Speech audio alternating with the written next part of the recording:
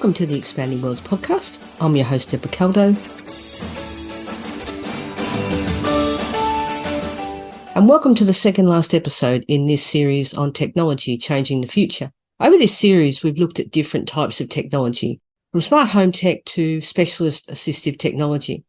But what's become obvious is that when we're talking about assistive technology, we're actually often talking about technology that's readily available to everyone.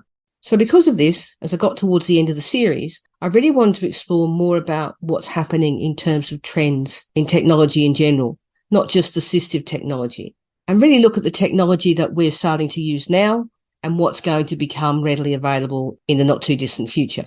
So my guest on this episode is Ben Wood, who, as you'll hear, has been in this technology field for quite some time. Ben is the Chief Analyst and CMO at CCS Insight. He's also a self-confessed early adopter of technology and talks about both the benefits and the downsides of that. Importantly, though, Ben addresses some of the concerns people might have. Of course, we all know the benefits, but it's just as natural to have concerns around privacy and the security of our personal information. But honestly, it's hard not to get excited about the potential impact of some of the ideas that Ben discusses. So, enough from me. Let's hear from Ben.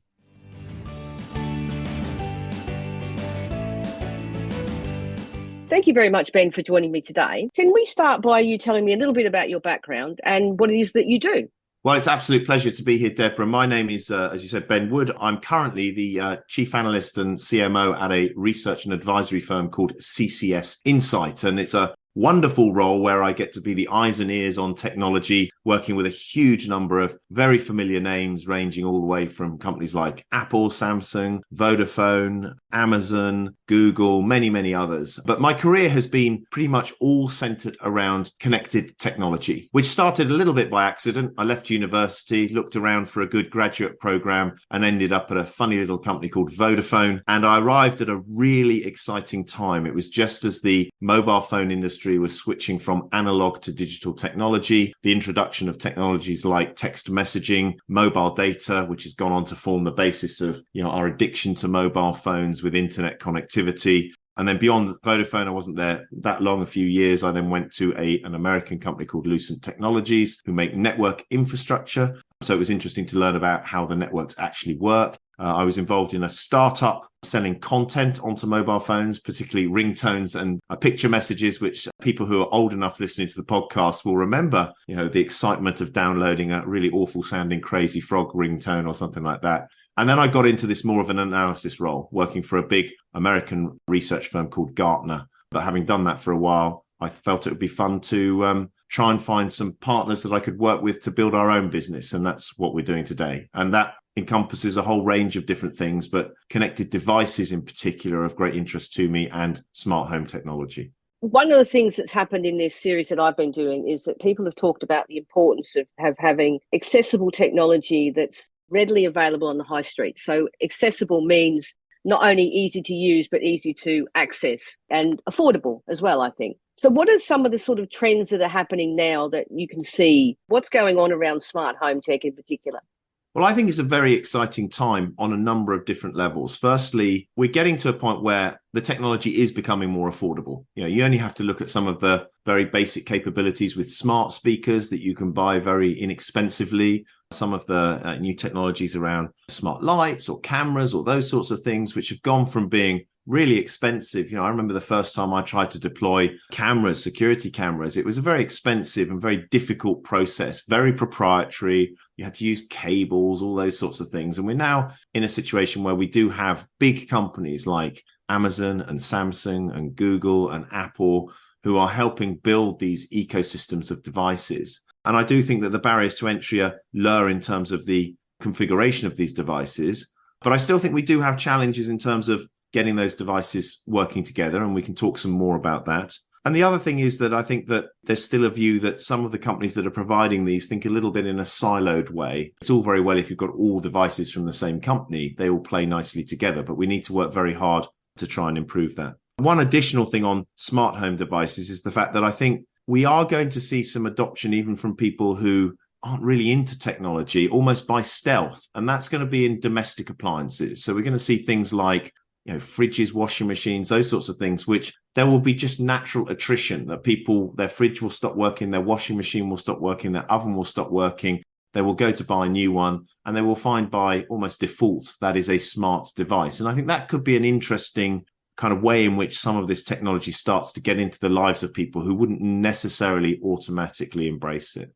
Do you think then that will there be a sort of backlash against that? People could say, well, I just want a refrigerator. I don't want a smart one. Well, as someone who went completely berserk and made my home ridiculously smart, my wife will tell you that we've had many frank conversations about the fact that she can't understand why we have to have all of this sophistication in our home, and why can't we just have an ordinary light switch, or when she wants to turn the hot water on, that it has to be through an app. And, it used to be easy in the old days when there was somewhere to go to just to do it. But of course, this is about many dimensions. So absolutely, people will have different concerns about the technology. Some of that will be about the technology just not being easy to use. Some of it will be about security and being worried about whether it's safe to have this technology in your home. But I'm a kind of half glass full guy, and I like to look at what the positive benefits of this are. So, the ability for me to easily control many aspects of my home and heating and lighting and those sorts of things has huge benefits with regards to efficiency and energy saving, for example. Having the security and peace of mind of being able to, access cameras and those sorts of things. And, I haven't got cameras all over the house inside. It's really just for the security of knowing what's going on around me outside. And I'm a great believer that technology can be used as a force for good as well. So I think that people naturally jump onto the assumption that this is quite invasive technology. For example, cameras are a bit of a lightning conductor for privacy and concern. But used in the right way, for example, I've seen some great approaches where smart home technology can be used with vulnerable people or elderly people, where it's not about their relatives who want to look after them and want them to have a more independent life spying on them and, constantly looking to see on the cameras or sensors or what's going on. It's more about actually tracking exceptions. If my, elderly grandmother or mother, has not come out of the bedroom at a normal time, or went into the toilet and didn't come out, or the fridge door hasn't been opened for days, that's maybe a flag or a red light that something's going wrong. So yes, I understand people's concerns around privacy. I understand that some people might get new devices and say they don't want to use this technology, and they're not obliged to. But I think it will be a bit of a beachhead into some people's homes for the adoption of smarter technology. We just explore then sort of around that as well, the idea that these big companies are now doing a lot more smart home tech. What's driving this? I mean, obviously they're making more money, but is there something behind that that's driving it in a desire to, I know they want to compete with each other, but is there other factors that have been driving this real sort of move? And if you look at, like you've just said, exponentially how much smart home tech has moved in the last few years. I think obviously there's a commercial imperative for these companies looking to expand into different areas. So take Apple or Samsung, for example, companies that have primarily made a lot of their money from, say, smartphones, mobile phones. Well, people aren't buying mobile phones as regularly as they used to. That means that you've got to find other lines of revenue.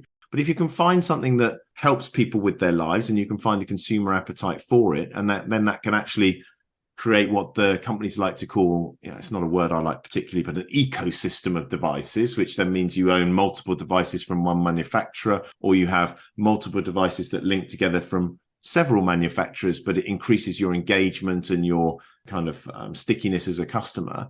Well, then it becomes very, very interesting for them to do that. So I think that they see it as a new revenue opportunity. I think that the developments in home connectivity, wireless connectivity, artificial intelligence as well, which is totally overblown and overhyped at the moment. A lot of this is just basic, simple algorithms with some smartness and some learning, but AI is the topic du jour. But some of those things working together can really deliver some really compelling use cases for people. And I think if we look at the adoption of smart home, in the UK, for example, there's multiple households now that have a significant number of multiple devices, be it a smart speaker, a smart camera, a smart doorbell, some sort of smart light. There are real signs that this is starting to get some traction, but I think we have to be careful that it doesn't all just grind to a halt. And I think one of the things I'm excited about is some of the initiatives that have started to be developed to make some of these solutions from different companies all work together. In our house, we've done that. We've got a doorbell and we've got smart speakers and we've got smart lights and things like that. But it's all with one provider. And then we look at other technology and think, oh, we'd like to have that, but we don't know how we're going to connect that. How are we going to get over that as we move forward? Well, there is work going on around this, and there is an organization called the Connectivity Standards Alliance who have created a standard called Matter, which is an open source connectivity standard for smart home and connected devices. I have to be honest with you, when I first heard about this, I was really, really skeptical. So this was a group of companies that came together. The big players in there were Amazon, Apple, Google, and Samsung. And my view on it when I heard about it was hell is going to freeze over first before these four companies all sit down in a room together and all agree a way in which devices can talk to each other. But ultimately, I think they have realized that there does need to be a certain amount of consistency across the devices at the most basic level to make them more compelling for consumers. And one has to hope, and I'm sure their philosophy is, that creates a rising tide of interest for people in smart home devices. So this standard Matter, you will start to see emerging initially on some basic products like smart plugs, smart switches, smart thermostats, some basic kind of heating, but also then extending into robot vacuum cleaners, cameras, and all of those sorts of things. And what it does is provide a lowest common denominator way in which you can be sure that these devices will connect. And you'll start to see smart home devices on sale in all of the places that you'd expect to see them with the Matter logo on them. And whether you want to use Apple Home or Samsung Smart Things or Amazon's solution in terms of, their platform for connecting devices, all of these are able to support that Matter standard. So you can take the QR code on the box of the smart plug you bought, for example, scan it in any of those apps, and it will then automatically connect for you. So it's relatively straightforward kind of concept, quite complex to deliver, but I think that's really going to help to overcome some of this kind of siloed approach to connectivity. And for any listeners who've seen the film The Truman Show, I kind of have this vision at the moment that we do live a little bit in that kind of world where, if you've got a Samsung TV and a Samsung phone and a Samsung washing machine, a Samsung oven and all these sorts of things, it's all going to work lovely together. But actually what Matter should be able to do is say, you don't have to be just aligned to one religion when it comes to smart devices. You can have multiple devices, which is what most normal homes look like, by the way. And you can then more easily connect them together and get more utility out of them and get more control over them. So apart from that connectivity issue, is there other sort of trends going on that I guess most people aren't aware of? I'm a great believer in technology as a force for good. And that's your whole mission as well. That's what this podcast series has been about. You've talked about the different ways in which technology can help people.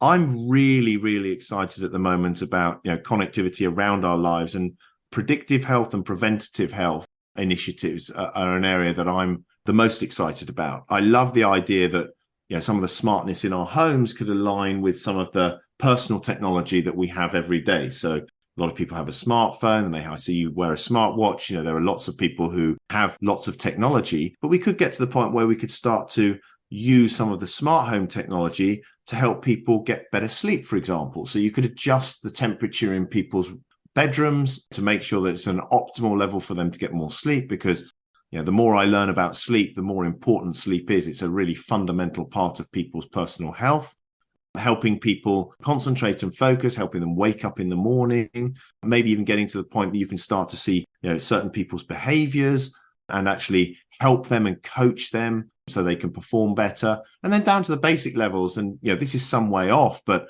as we can go back to the topic of domestic appliances, if you've got someone who's living on their own but needs a little bit of help, if you had a smart fridge, for example, you can start to do things like manage what food is in the fridge, work out what's going to be going out of date. Even I've seen examples of technology where you can even get the fridge to tell you, well, based on the products that you have in your fridge, these are the type of recipes that you could make. So there's all sorts of factors in where technology could have small little impacts on our lives. And I think as a society, we need to start looking at technology, particularly from a health perspective, and saying, well, what can technology do to make sure that we don't get seriously ill? If you've got an underlying health condition, but it can be monitored, or alternatively, you've got something going on that you're not aware of, but you can be alerted to it. That's where smarter connected technology can help. And that could be, whether it's technology in the home, technology where, or other forms of technology, could be very beneficial. And I think there's got to be a cost benefit there in terms of people being healthier and being able to manage their own lives better.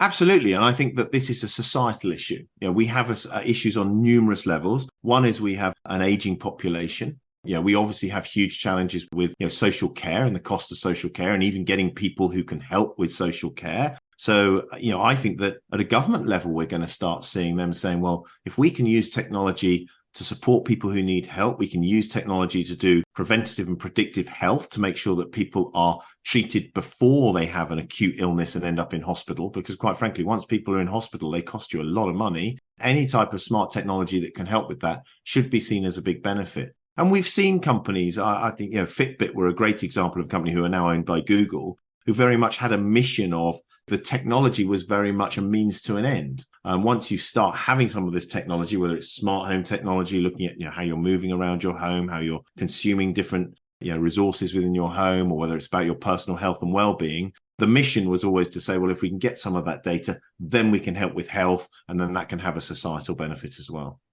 But why haven't governments spent more money on technology? Because there doesn't seem to be that focus, at least in the UK.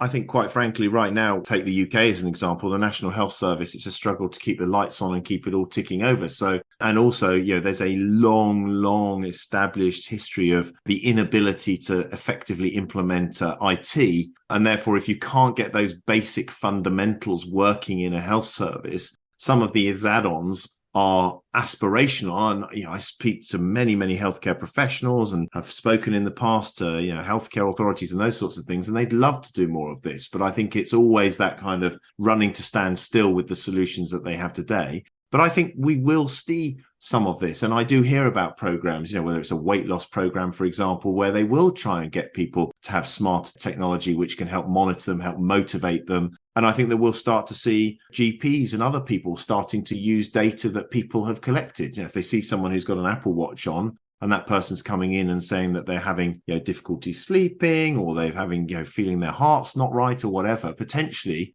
there could start to be an avenue where you could start to take some of that data and help people. But kind of bringing it back to the smart home story as well, and those types of technologies, which I know you're particularly interested in. I think one of the challenges we have is everyone thinks this is all just going to happen overnight, but I see it as a very long journey. This is a multiple decades potentially. So those people that are involved in this today, and maybe some of the listeners to this podcast, you yourself, who have taken an early adopter, early interest in the technology, we're the pioneers. We are the ones that are going to have to go through that kind of pain barrier to figure out how this technology works, how it needs to be optimized, where do we see the value? And then I think that will create a legacy which other people, as they start to get smarter devices into their homes, and perhaps, governments and other people start to see the advantages of technology in terms of supporting people, will start to get and reap the benefits from the work that the people in the early days have done. Thank you very much for your time, Ben. Fantastic. It's been a pleasure talking to you.